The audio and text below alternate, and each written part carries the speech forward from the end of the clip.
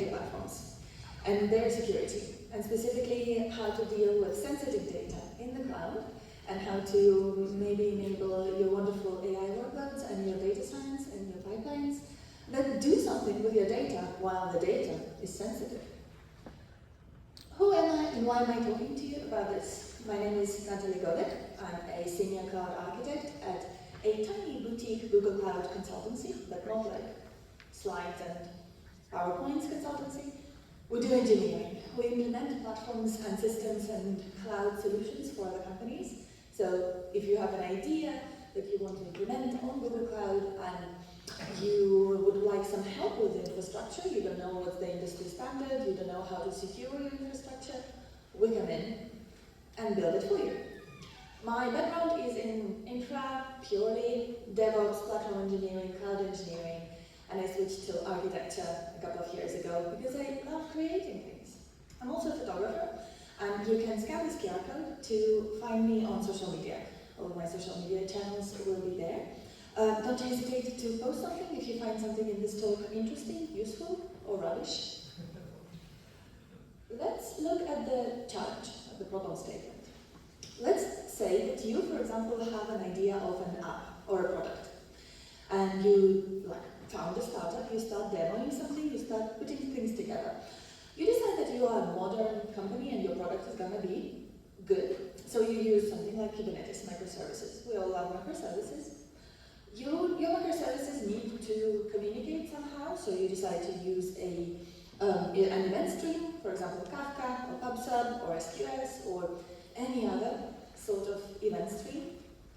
And it works well. People love it. Your users start using the product and they start asking for new features and additional functionality. Okay.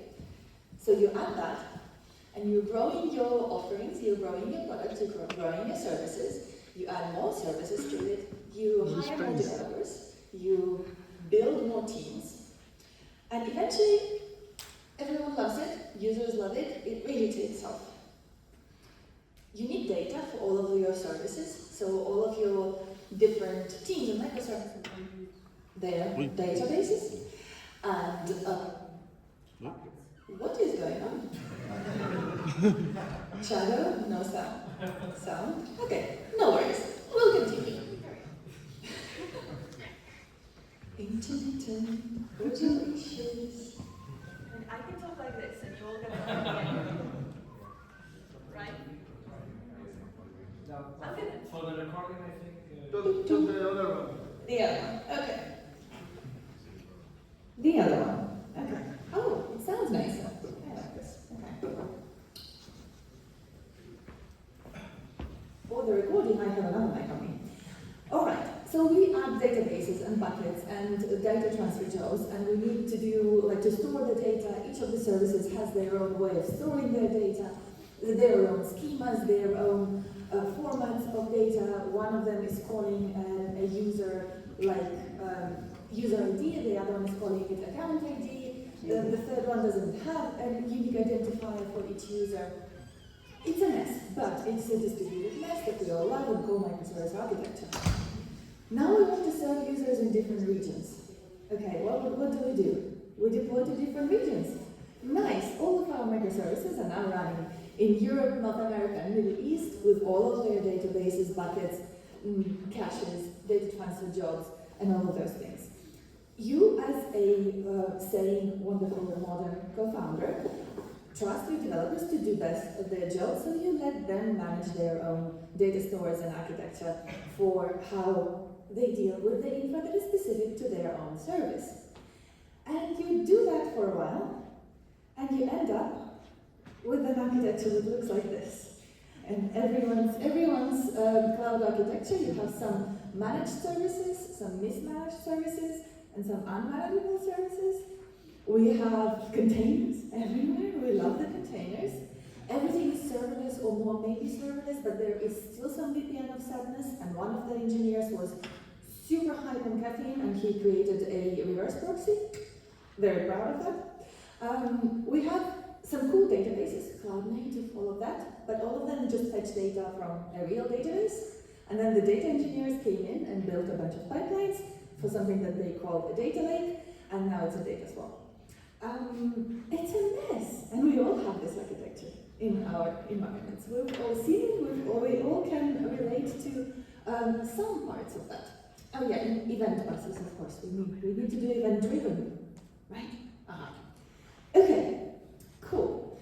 How do you solve some of these issues and the fact that our data is everywhere and like in different formats, and we all need to do something with it? But first, what data am I talking about? I think in the last couple of years, in the last 2-3 years, we're all talking about AI, but AI cannot live without data. All of the models are trained on data. So for the past, 5, 6, 7 years, everything people have been talking about has been related to data in some way, and as an industry, we are understanding, thankfully, that we need to understand what data exists within our organization and do something about it. The only way to succeed in the modern world is to harvest your data and harness your data, and like do interesting things with it, drive insights from it, and make business decisions based on the data that you have. And what sort of data is that? You have your event streams, so the services that were talking to each other using an event bus or an event stream. That is your data. The communication between services is data. There's a wealth of data in it. Your logs, the services that do something, communicate, they all log something, that is also data. There is interesting stuff in the logs, specifically if you have a user interface, like an app or something. The way the user interacts with each screen of your app, for example, is very valuable. How long the user spends on each screen is super valuable. Where does the user drop out in a registration process? All of that is in the logs, and you have special products that can also help you harvest that sort of like user activity data that will go into logs, and you have to do something about it. Because if you're designing your registration flow in a specific way, but that doesn't mean that the user is comfortable with it. By analyzing that data, you'll be able to improve the application, you will be able to improve the user experience. You have marketing data, of course, public information, how is the market behaving, how is the population behaving, where is the economy going, and partner data sets. This is very interesting and useful, specifically in like healthcare industries, where there is population research being done by specific research companies, and those data sets can be then given to companies that develop vaccines or predict how many people will be admitted to a hospital of a specific sort in a specific period of time. So sharing the data is very difficult because we are talking about sensitive and population data. How do you do that without compromising sensitivity? How do you do that without compromising privacy is a huge question. And all of this is like a huge amount of data. And we all sit on it, we all produce data, we all consume data. Now, how do we deal with it, with the data? But first, you can store sensitive data in the cloud. That was the question that people asked me when I first gave a talk about cloud-native data platforms for healthcare in Switzerland. And the only question that I had from the audience was, you can deal with sensitive data in the cloud? How is that? Is that private? Is that protected? How aren't we like selling our private information to American companies? No, we're not. And in fact, if you were running on GCP, your architecture, the one with the microservices and data stores, might look something like this. You have on your left, sort of the operational data stores. You have cloud storage for object stores, Spanner if you have like a distributed global relational database, Cloud SQL if you don't need distributed and global but still need relational. Memory store for sort of cache. Then you have Kubernetes Engine and PubSub for your runtimes. So Kubernetes Engine is the runtime for containers, and PubSub is your event bus. The way the microservices will speak to each other will be through PubSub. Then now we need to do something with the data, right? I keep saying this. Analytics and data science. We go into the realm of BigQuery, which is a serverless data analytics and data warehousing product. My favorite cloud product out of all cloud products I've ever encountered. It scales, you don't need to think about the infrastructure, you don't need to think about provisioning more storage or more compute or more anything. You just dump data in there and tell analysts to maybe not select star from star, because that's very expensive. And then Databricks for your governance. You want to label tables, you want to label data sets, you want to control who accesses what from the central place. You want to have a data catalog, you have a data catalog out of the box. You want to have lineage. Lineage is very expensive but very useful to see if you do transformations with the data, to see how it goes or flows from one place to the other and how it transforms. And to do those transformations, you'll have the things on the right. Composer, which is Airflow, which is data pipelines. Cloud Functions or Cloud Run if you wanted to do some short-lived jobs or recurrent jobs. For example, a very typical scenario is to have Composer schedule Cloud Run containers who call into an external API and fetch some data. Those partner data sets, that marketing data that I was talking about, can be fetched from external APIs, and that would be a Cloud Run container. And Vertex AI if you're going into the realm of AI and data science. Should you be running on AWS? It would look like this. Very similar. You have S3 for object storage, Elasticache for cache, OpenSearch for like search data, RDS for relational data. Then you have Kubernetes, EKS, equivalent products, and on AWS you have Kafka, which is wonderful. Kafka is very powerful, and you can do a lot of things in terms of data streaming, and having a managed Kafka product takes a lot of headache away. So you would pair EKS with MSK, managed streaming for Kafka on AWS. That's your operational, that's your runtime, that's where your services serve their purpose and the clients that you have. Then you want to do something with the data, you want to create analytics, you want to do data science, you go into AWS Glue and Athena. Glue allows you to access data in specific formats, right? JSON, Parquet, some other formats like Hadoop, that is stored in S3. So your data doesn't need to be in tables anywhere, it can be just in S3, and then Glue can plug it into S3 buckets and read the data and create a catalog, data schemas, allow you to analyze it. And then Athena is your query service, where you would actually read the data and analyze it and do transformations. Transformations can be done with data streams and data analytics. Kinesis, this is a cloud product that is abstracting, I believe, Hadoop, maybe Spark. And SageMaker if you're going into AI. There is obviously, of course, a product to do AI, data science, and MLOps on AWS as well. But actually, technically it is simple, right? A couple of products, stitch them together, put your data in it. Hey, not quite. If you are dealing with anything that can have private information, personal health information, and you're in Europe, then you have to deal with a bunch of challenges, not only in Europe, but in Europe specifically, a bunch of challenges. What are the challenges? Data privacy. How do you protect the privacy of data? If you do have your client information, your customer information in your data sets, and you want to enable analytics, how do you make sure that your analysts don't actually have access to the data that is personally identifiable?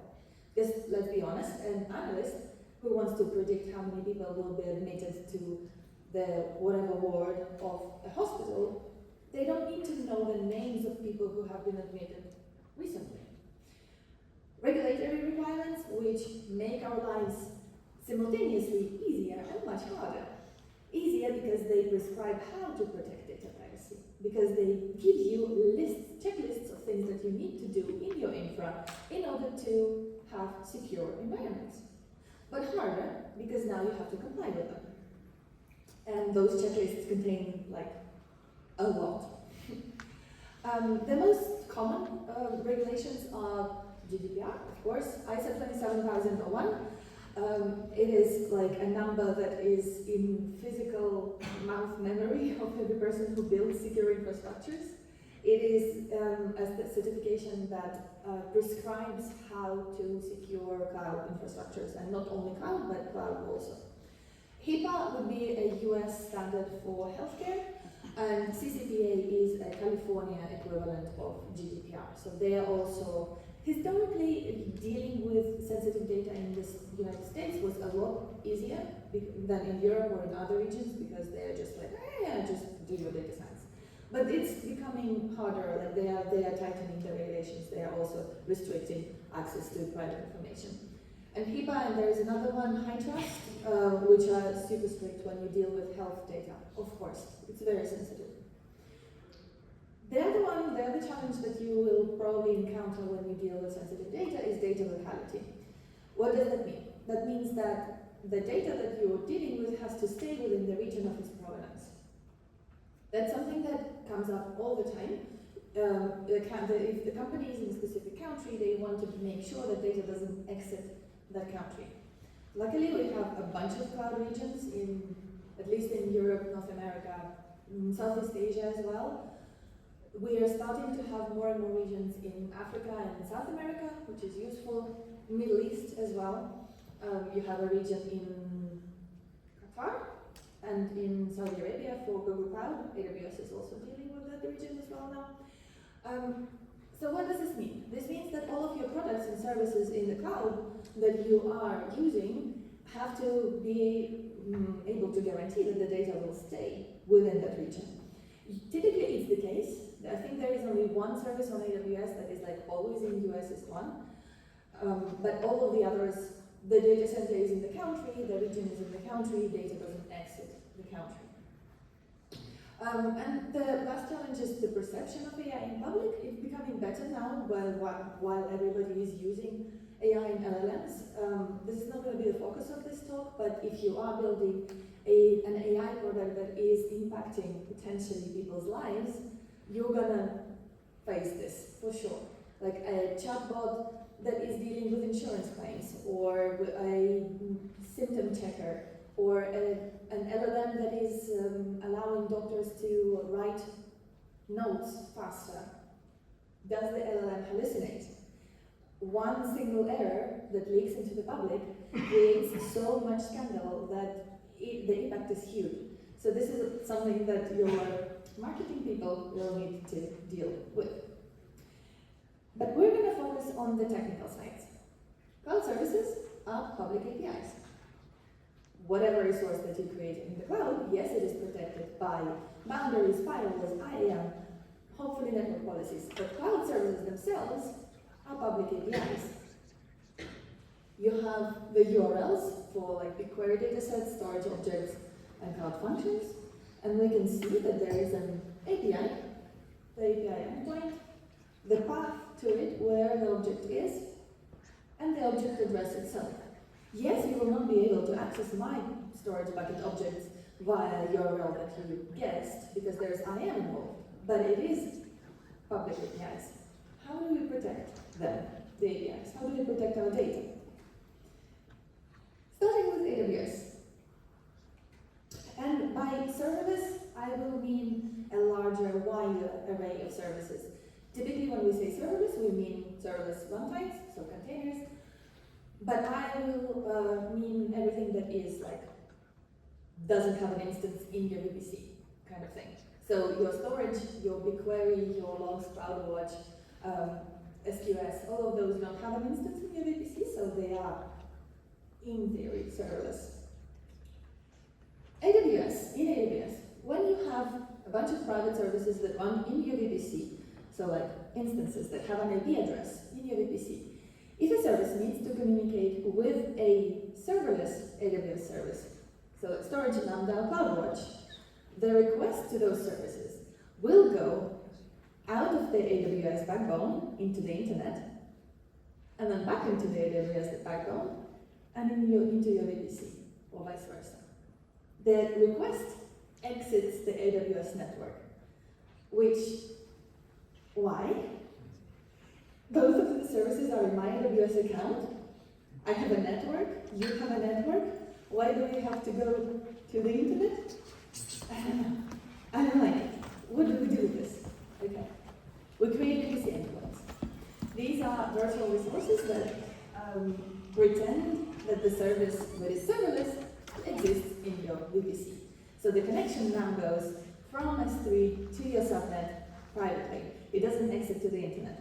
Lambda the same, CloudWatch the same. Currently on my project I'm working with DataSync, and you have a DataSync instance in your subnet and a S3 bucket, and you create VPC endpoints so that DataSync doesn't go out to the internet with your data. And then back into AWS. I don't know why it's this way. This is, to me, it is strange, but apparently it's like that. With AWS Glue and all of the other services that deal with data in AWS, AWS doesn't encrypt things by default. So when you are deploying an instance or a bucket or something like that, something that deals with data, you will need to enable encryption at rest and enable encryption in transit. With Glue, given that Glue is dealing with data that is in your S3 buckets, you will need to enable encryption on the catalog and on the log. So you have the buckets in which like your business data is in a bucket or several buckets. You need to enable encryption there. And then you will need to have a separate bucket for the results of the query. You need to enable encryption there. And in the catalog itself. And this is an example of how to do that using Terraform. You have encryption settings and security configuration. You have two options for so encryption requires keys, right? You have an encryption key that will take the data, encrypt it, and then be used to decrypt it. You have two options for the keys. You can either use AWS supplied keys, or you can create your own.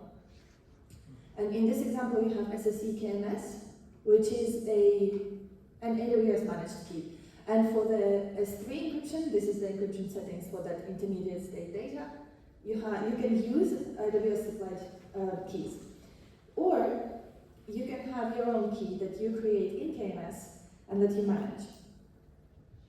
These keys, typically, it's easier to use cloud-provided keys. Same for GCP, you have keys that are provided by Google Cloud. You can encrypt your data yourself, or like enable encryption using a key that you manage, but it's so much hassle. You need to manage the key, you need to have a rotation schedule, a rotation mechanism, who used the key, where was it used. If you lose a key, your data is lost. So cloud providers have a really good technique in managing the keys. They are distributed, they are encrypted. Cloud employees cannot access your data keys. So typically, it is enough even for like the tightest regulations to use a cloud-provided key. Another thing with AWS, the Athena, the analytics part, the data engineering, data analytics, data science part, has a very cool feature called workgroups. Workgroups create isolated spaces for analysts, for teams of analysts, to access data and to work with data. So let's say you have a couple of buckets linked to a Glue catalog that you've encrypted. You have clients, orders, and products. Then you want to create a couple of different work groups for different teams in your organization. Data science, sales, and corporate BI. Data science will probably need to access sensitive data potentially. Sales will only need access to the orders, and corporate BI will only need access to the subsets of data that are related to the business performance. Right? So you can separate them, create an intermediate bucket and a CloudWatch log group for each, forcing the queries to be logged, which is important for traceability, accountability, and general auditability of your infrastructure and what you do with data. They need to be separate because logs can contain sensitive information as well, so you need to separate them. And the cool thing about the workgroups is that you can enforce certain parameters. For example, you can enforce encryption in transit. You can enforce how many bytes can be scanned per query, so that the analyst cannot do select star from star, breaking the bank. You can enforce ACLs, so that the bucket owner owns the data. You can even set who pays for the data that is being read. So if someone from a different organization can have access to a work group, and their organization will pay for the data that they looked up. And you can also say that encryption is either KMS or S3 and the output location. The way you control access to these is you create IAM roles. So if you say that I have a sales data analytics team, you create an IAM role for them. You say that that IAM role has access to read data from the orders bucket. Great. And they have access to this workgroup. And to the output location, which you created, and to the logs, because it's useful for them to see their logs as well. Now someone who has access to impersonate this IAM role will log into their AWS console, and they will, in the console, they will see their own workgroups and the data that is accessible to them. Really easy to manage and really easy to separate resources and give very segregated access to specific data sets that are needed for a specific team.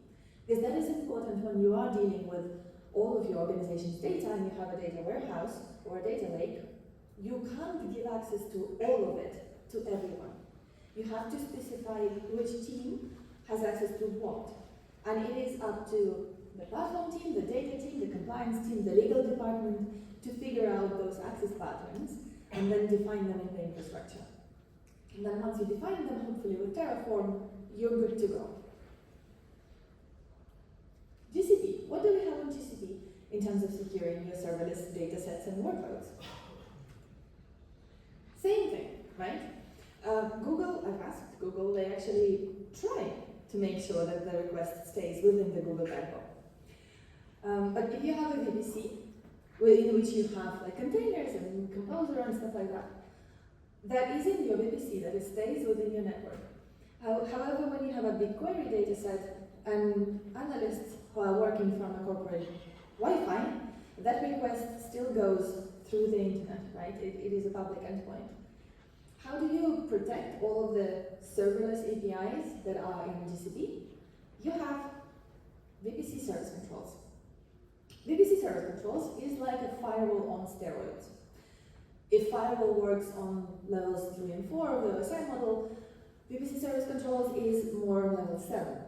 It takes in all of the parameters of each request and filters given those parameters, like authentication info, IP address, request the browser, and things like that. The way it works is you will create a perimeter, and you will decide which APIs go inside the perimeter, so which APIs will be protected. For example, storage, BigQuery, compute, Composer, Code Run. You will put them inside the perimeter, and you will select which projects are protected together. Right? When you put projects inside the perimeter, all communications within those projects between them can happen. They're not denied. But everything that comes from the outside is now automatically denied. And only the requests that come from a designated list of entities, identities, allowed things, allowed sources, will be able to access the resources that you have in these projects. The way this works is by changing the DNS resolution. So remember when we looked at the public APIs, we said that BigQuery is at BigQuery.googleapis.com. Well, now it will no longer be there, it will be like restricted to googleapis.com. And every request that goes into that restricted API endpoint will be filtered for the parameter. The way you can define who can access the resources, because right now, as soon as you put them in a perimeter, everything is denied. Now you need to allow something, if you want to, of course. You have 3 options: bridges, access levels, and ingress and egress policies. Bridges are there to connect different perimeters. So if you have projects that are existing in different service control perimeters, and you want to enable communication, you will use a bridge. Access levels define which requests, which sources are allowed. So for example, a very typical scenario is if you do have a corporate Wi-Fi or a VPN IP range, then you will just allow the VPN range, IP range. Or service accounts. If you have a Terraform service account that will provision all of your infra, then you will want to allow that service account. Ingress and egress policies are like firewall rules, but they allow you to have a really fine-grained control over the requests, specific requests to specific APIs that are allowed and under which conditions. For example, I will want to say that my Terraform service account can only come from my CI/CD tool IP address, and it can only access these specific APIs when it comes from that source. That sort of thing. Once you've done that, your APIs that are public are now private, despite being still cloud APIs. This is a best practice of how to structure your perimeters. People don't always use this, but it is like a golden standard, a best practice. If you have all of your infra and all of your services on Google Cloud, you will want to separate your runtimes from your data, from your analytics. So on the left, you have a compute perimeter. That is where your services run. That is where your Kubernetes is, your PubSub, your databases, everything that is related to the applications and their lifecycle. The data perimeter is where your data warehouse, your data lakehouse lives. This is the golden standard of the data of your organization. People cannot modify data here. Only services can, because something has to write the data and transform it. But people, users, cannot modify this data. They can read it, certain parts of it, but not modify it. And then analysts have to do their job somewhere. They need to transform the data somewhere. And this is what the analytics trusted research perimeter is for. You connect them with bridges because data needs to flow between one and the other.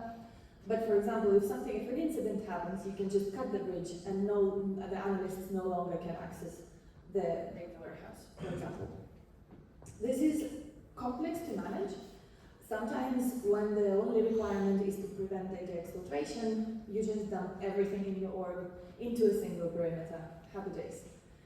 But if you want to have a more fine-grained control, if you are dealing with healthcare data, for example, or financial data, or any sort of other very sensitive information, you will want to have a more defined set of perimeters. And in that case, you will also have the set for prod and non-prod. And if you are dealing with regions that require very, very strict regional data locality, for example, US requires that the US health data can only be accessed from the US soil. So you will have separate perimeters for US, with the condition that the request comes from the US. In the Middle East, for example, often the data locality rule is a blanket rule that all data has to stay within the country, so you might have regional perimeters as well for those cases. Now, I said that once you've put all of the APIs in a project into a perimeter, they can communicate.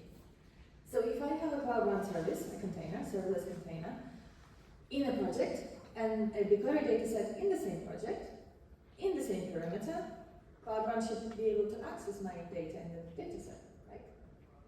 No, it will not. And I've banged my head against the wall for a very long time trying to understand why.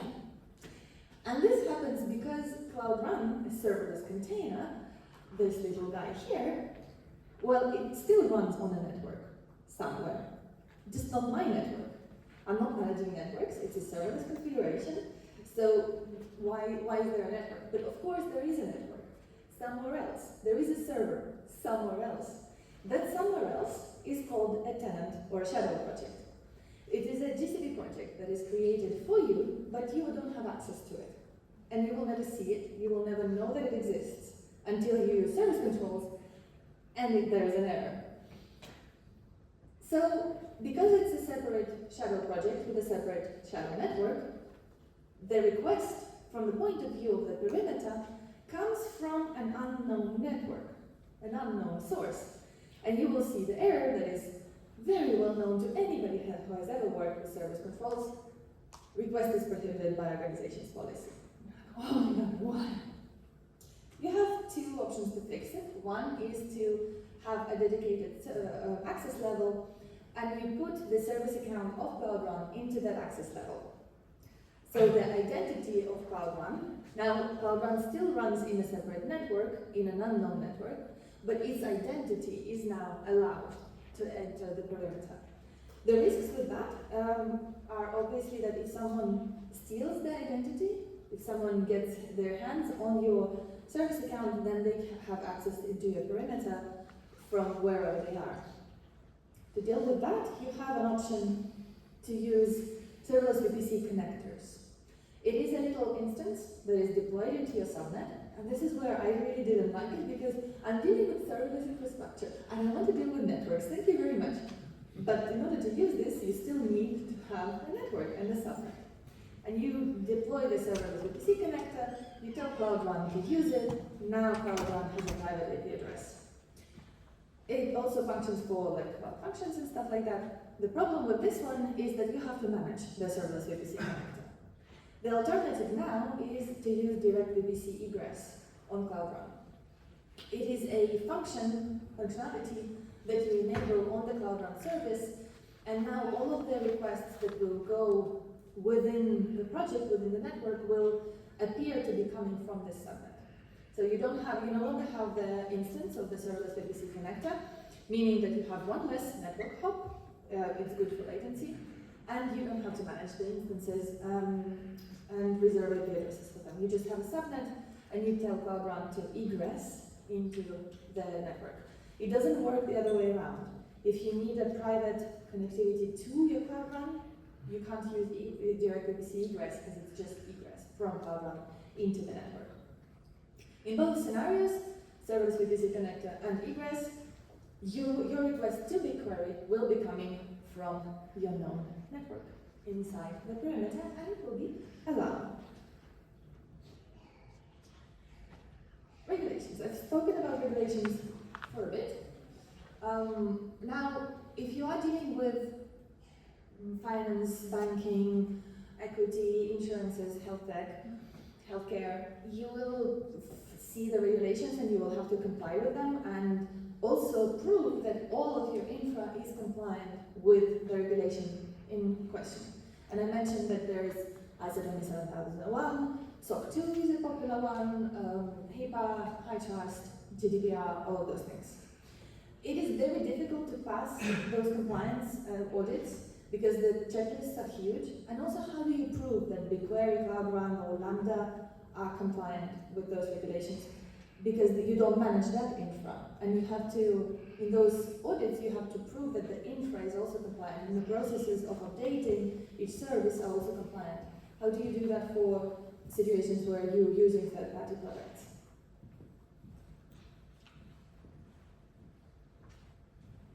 Well, luckily, cloud providers want you to be able to pass those certifications, so they pass them for their own products. And you can Google it. You can Google the certifications for each of the products. You just literally say, is BigQuery compliant with SOC 2? And you'll find that yes.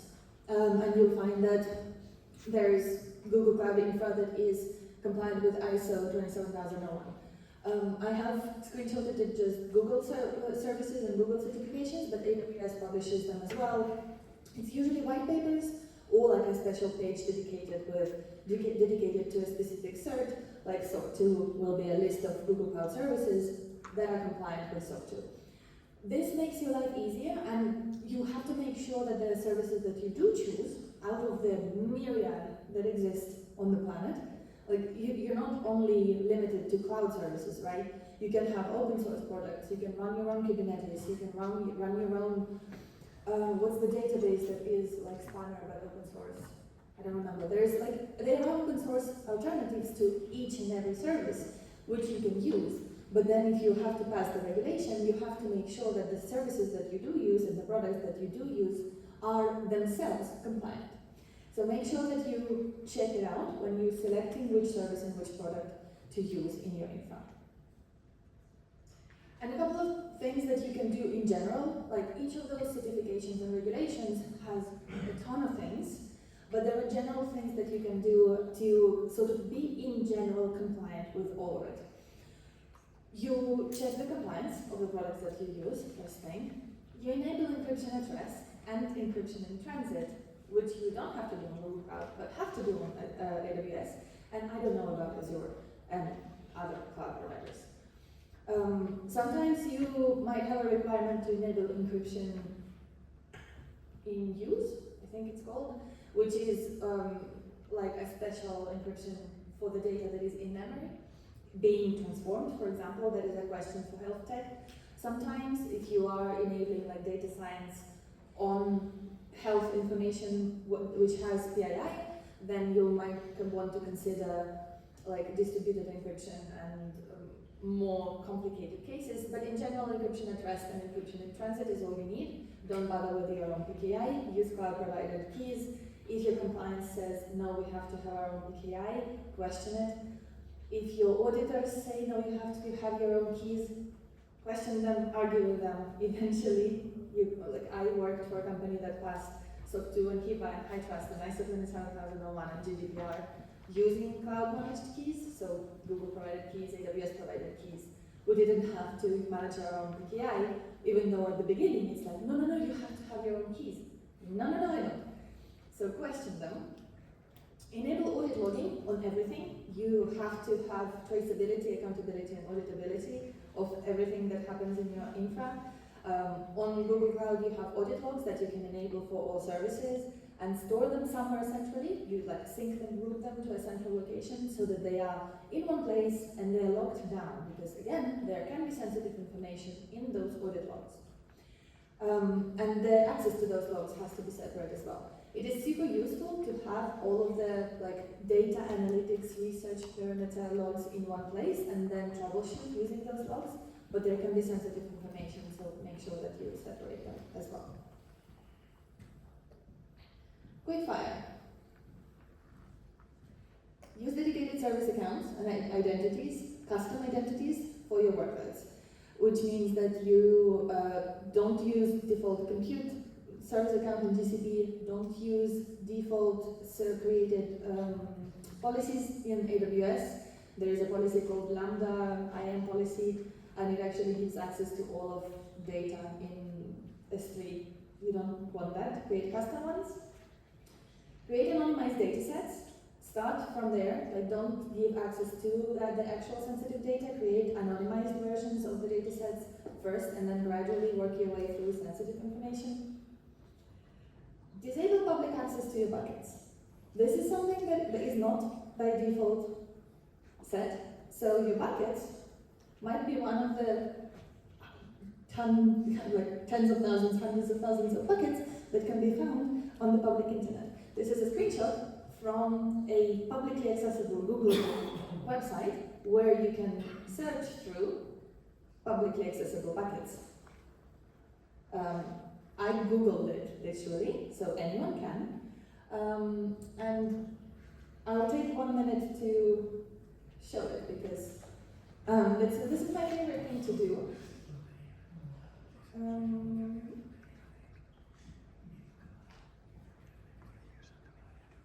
This is my favorite thing to show in these sorts of presentations.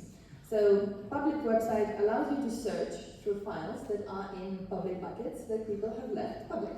My favorite thing to search is SSH encryption keys. The usual RSA key is ID RSA. So let's search for that. I don't have an account, so my results are limited. And you can see that some of them are public, so .pub, okay, fine. But this is not a public key. And this is not a public key. This is a public key, okay, cool. And I think there's somewhere an SSH key. Someone left their SSH key in there. Yeah, not SSH, ID RSA. So, if I wanted to, I could download it and use it. If I'm a hacker and I know where to load, what your bucket name convention is, I can find your files. The other thing that I like to search for is credentials, because that's what people usually store credentials in. And there is a bunch. So, disable public access on your buckets. By default, your buckets will have public access. Now you have warnings and stuff, but if you use Terraform, there will be no warning. You can enforce it in org policies and also in AWS config. There are things that you can use like guardrails, guidelines that you can use to make sure that people don't create buckets with public access. And equally don't create instances with port 22 open. And equally don't leave a public IP address on a database. All of those things you can control centrally from an org policy or AWS config, or Azure has an equivalent, I don't remember how it's called. If you are to take out one lesson from this talk is assume the strictest data governance laws. Wherever you operate, if you assume the most strict regulation and compliance requirement and comply your infrastructure to that, then you can operate anywhere.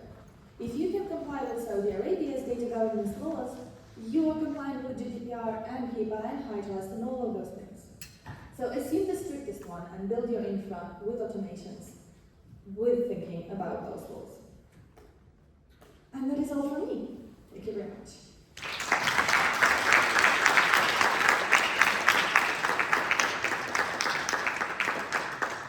Questions? Anybody?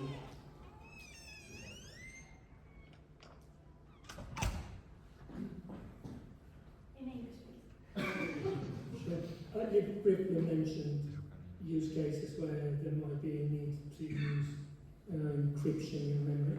Yeah. I think Google calls that shielded instances, something like that. Almost. Yeah. So I've never seen a use case in the cloud where people would take advantage of TPMs, for example. They do exist in the computer, and they can tie identities to them. Yeah. But that's not widely used. I don't know why, because that would ensure provenance in a more strong, basically, way that you can trust the provenance data, and instead of relying on artifacts in the cloud, like some of these VPC endpoints you mentioned, I assume internally just work as proxies. Yeah. So I don't know if you've seen any usage You, of something that enforces like physical. So close to shipping. It's probably not. Okay. Yeah.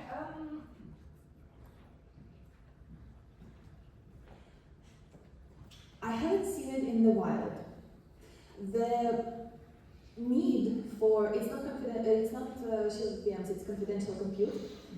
So what happens is the in-memory data is encrypted, and also there is federated encryption. That's how it's called, when you exchange data without exchanging the data. So you can have data sets in a hospital, and another hospital accesses them, but nobody ever sees the data. It's just the processing that happens. The idea is to have this cross-hospital, for example, communication. Research that takes multi-party data. Each party doesn't want to share the data, but they want to enable cross-organization research. I haven't worked with those organizations, so I personally haven't seen them in practice, and they're very expensive, so you do need like a really serious use case. But all of those special types of encryption, they are being developed for that purpose. So cross-organization research without actually giving access to each other's data.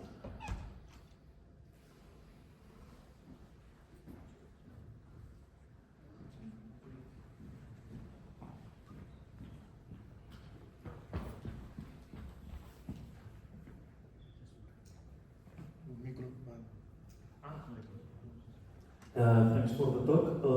About the people that is working on implementing and administering maintenance of GDPR or compliance and other regulatory laws, is there any central repository, service, organization that manages and publishes all the resources, information that cloud providers have published about services, their well-architected frameworks that they are promoting, or something like that? Any central way to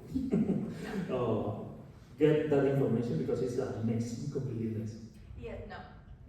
Thanks.